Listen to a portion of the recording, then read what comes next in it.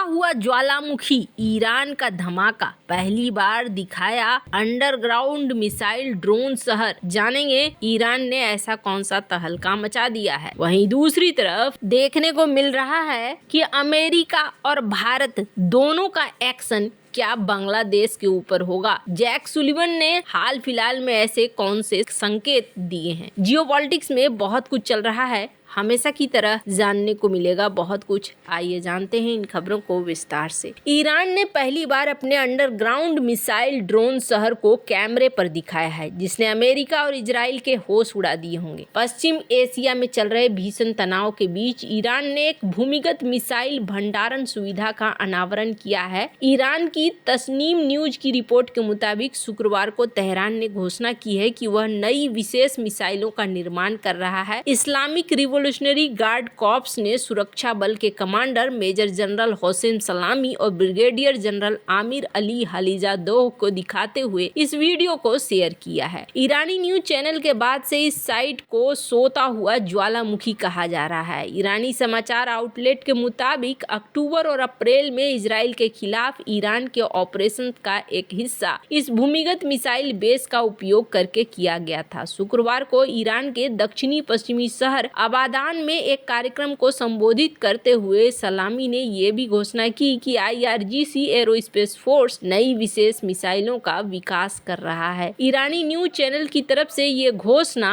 General Ali Mohammad Naini के तरफ से चेतावनी दिए जाने के कुछ दिनों बाद आई है। इसमें उन्होंने कहा था कि ईरान इस महीने अभ्यास और युद्ध अभ्यास आयोजित करेगा, जिसमें मिसाइल और ड्रोन शहरों का पता चलेगा। तस्नीम न्यूज की रिपोर्ट के अनुसार नैनी ने भविष्यवाणी की कि इस खुलासे में एक अंडरग्राउंड शहर शामिल होगा, जिसमें मिसाइलों को जमा किया जाएगा और ईरान के दक्षिण में जहाजों को रखने के लिए एक सुविधा भी होगी। हाल ही में जारी किए गए इस वीडियो के साथ कई लोगों का मानना है कि ईरान ये दिखाना चाहता है कि बढ़ते तनाव के बावजूद उसने इस क्षेत्र में अपनी ताकत नहीं खोई है। हालांकि कुछ महीनों में तेहरान को कई झटके लगे हैं। लेबनान, गाजा, यमन में ईरानी समर्थित सेनाएं अभी भी भीषण इजरायली हमलों के निशाने पर हैं और सीरिया में बशर अल असद की सरकार के पतन ने ईरान को सदमे में डाल दिया है। सलामी ने शुक्रवार को प्रेस कॉन्फ्रेंस में कहा कि हमारी रोकथाम किसी अन्य देश की कार्रवाई के आधार पर नहीं बनाई गई है। पिछले साल अक्टूबर में इजराइल ने कहा था कि उसने तेहरान की तरफ से किए गए पहले के हमलों के जवाब में ईरान के मिसाइल निर्माण स्थलों और ईरान के अंदर हवाई रक्षा प्रणालियों पर हमला किया था।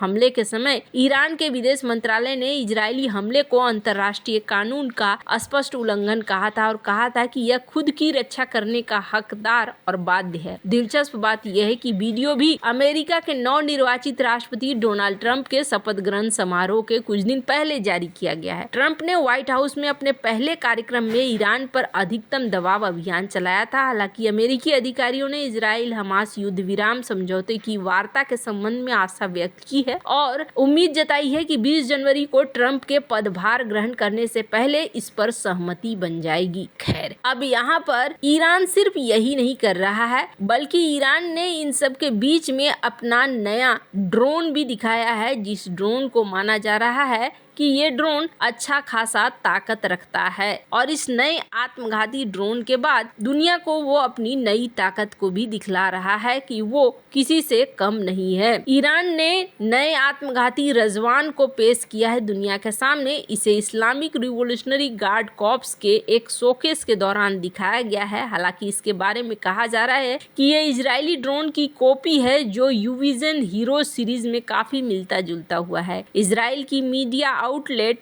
N12 शुक्रवार को ईरानी मीडिया का हवाला देते हुए ये जानकारी दे रही थी। यरूशलम पोस्ट की रिपोर्ट के अनुसार ईरानी ड्रोन रजवान के बारे में दावा है कि इसकी रेंज 20 किलोमीटर है और यह 20 मिनट की अवधि तक उड़ान भर सकता है। सटीक हमलों के लिए यह अपने ऑपरेटर को लाइव वीडियो प्रसारित करता रहता है। रिवोल्यूशनरी गार्ड के ground force commander Mohammad Pakpour ने कहा कि हमारे ड्रोन ने सफल ऑपरेशन पूरे किए हैं और सिमुलेशन में हमारे ठिकानों के लिए अलग अलग खतरों को बेअसर कर दिया है। इन ड्रोन को ईरानी रक्षा मंत्रालय के सहयोग से विकसित किया गया है। रिपोर्ट में बताया गया कि ईरानी सेना ने शुरुआत में 1000 रजवान ड्रोन तैनात करने की योजना की घोषणा की है। खैर, जहां एक तरफ ये सारा चीज देखने को मिल रहा है ईरान और इजराइल के बीच में, तो वहीं दूसरी तरफ बांग्लादेश में आखिरकार क्या चल रहा है। भारत के साथ यूनुस संबंधों को अच्छा नहीं रखना चाहते हैं, ये तो साफ दिख रहा है। भारत के साथ हालिया तनाव के बीच बांग्लादेश अपनी सेना को आधुनिक बनाने की तैयारी कर रहा है। इसके लिए वह घातक हथियार, जमीन पर हमला करने वाले हथियार, लड़ाकू विमान, हेलीकॉप्टर, ड्रोन और युद्धपोत हासिल करने की कोशिश में जुटा हुआ है। ढाका की यूनुस सरकार अब इन हथियारों के लिए सैन्य साझेदारी का दायरा बढ़ा रही है। चीन और पाकिस्तान के अलावा ढाका ने अमेरिका और यूरोप से संपर्क स्थापित किया है। यूरोपीय संघ ने पहली बार दिसंबर में ढाका में एक रक्षा अताशे को तैनात किया है। इसके साथ ही बांग्लादेश ने नवंबर 2023 में जापान के साथ किए गए सुरक्षा समझौते को लागू करने के लिए भी अपनी मजबूती जताई है। अपनी सैन्य जरूरतों के लिए ढाका कई अन्य देशों के साथ संपर्क में है, जिनमें इटली, तुर्की, फ्रांस, स्वीडन भी हैं। द ट्रिब्यून ने भारतीय सुरक्षा एजेंसियों के हवाले से ढाका में मोहम्मद यूनुस के नेतृत्व वाली अंतरिम सरकार के सैन्य संबंधी बदलावों के बारे में जानकारी दी है। बांग्लादेश अपनी सेना के लिए अमेरिकी ब्लैक हॉक हेलीकॉप्टर को लेने पर विचार कर रहा है। इसके साथ ही वह पश्चिमी देशों से काउंटर यूवी सिस्टम हासिल करने का लक्ष्य बना रहा है। ढाका अपनी वायुसेना के लिए यूरोपीय यूनियन सुरक्षा ढांचे में शामिल होने की योजना बना रहा है। अपनी तात्कालिक जरूरतों के लिए उसने चीनी J-10C खरीदने की भी योजना बनाई है। ढाका अपनी सैन्य जरूरतों के लिए इटली, तुर्की, फ्रांस और स्वीडन के संपर्क में है। दिलचस्प बात यह है कि ये सभी घटनाक्रम प्रधानमंत्री शेख हसीना सरकार के पतन के बाद हुए हैं, जिन्होंने हिंसक प्रदर्शनों के बीच बीते साल 5 अगस्त को देश छोड़ दिया था। एक महत्वपूर्ण घटनाक्रम में बांग्लादेश की नौसेना आने वाली फरवरी में पाकिस्तान के बहुराष्ट्रीय अभ्यास आमन में शामिल होने जा रही है। उसी महीने पाकिस्तान की सेना उत्तर पूर्वी बांग्लादेश के मैमनसिंह में एक प्रशिक्षण मॉड्यूल में भी हिस्सा लेगी, जो 1971 के बाद है। बांग्लादेश की नौसेना 12 नए युद्धपोत हासिल करने का भी टारगेट बना रही है। इन जहाजों को बांग्लादेश में बनाने की योजना है, जिसके लिए विदेशी साझेदार की तलाश हो रही है। इसमें चीन के शामिल होने की उम्मीद है, जो पाकिस्तान में पहले से 4 पनडुब्बियों का निर्माण कर रहा है। अब इसी बीच अमेरिका की तरफ से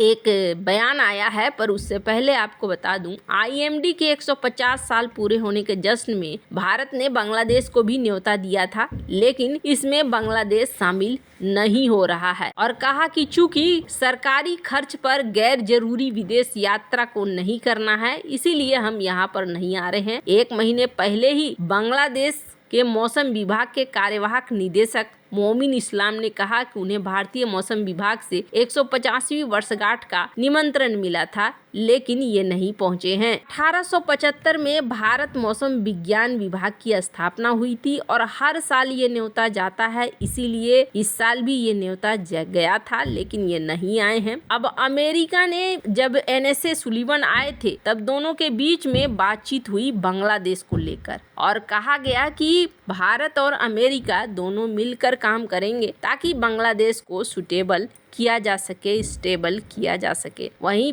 दूसरी तरफ जैक सुलिवन ने कहा कि दुनिया हम पर आरोप लगाती है, लेकिन भारत भी ये मानता है कि नहीं, हमने ऐसा कुछ भी नहीं किया है, हमने बांग्लादेश के परिवर्तन वगैरह में हमारा कोई हाथ नहीं है। हालांकि आपको बता दूं, चाहे यहाँ पर जो भी बातें कही जा रही हो, पर 100 बात की एक बात यह है कि भारत को अब काफी हद तक सोच समझकर और थोड़ा सतर्क होकर चलने की जरूरत है। वैसे आपको क्या लगता है, इन सब मामले में आपकी क्या राय है, कमेंट कर जरूर बताएं। जल्द मिलते हैं अगले वीडियो में नई खबर के साथ।